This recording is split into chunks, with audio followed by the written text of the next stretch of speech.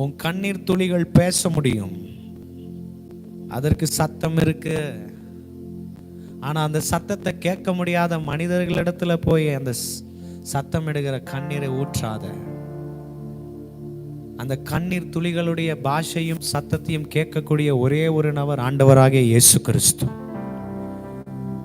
Your tears as a language. Nobody in this world can understand your tears language and a sound. Nobody can hear the sound of your tears. Only Jesus can understand the language of your tears. இயேசு மட்டும்தான் உங்களுடைய கண்ணீர் துளிகளுடைய பாஷையை புரிந்து கொள்ள முடியும். உன் கண்ணீரின் பாஷையை புரியாத மனுஷங்கிட்ட போய் அதை ஊற்றாத. Never pour out your tears in front of human who cannot understand the language of your tears, who cannot hear the sound of your tears. It is waste. அது பிரயோஜனம் இல்லாத போயிடும்.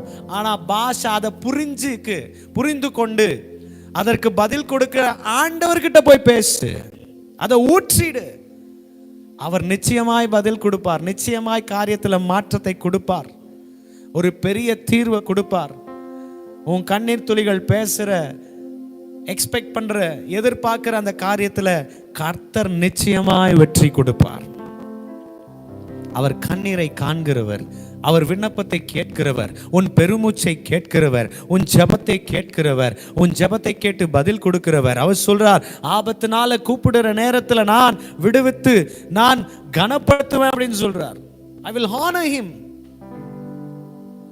கண்ணீரை இறக்கி வச்சிருங்க.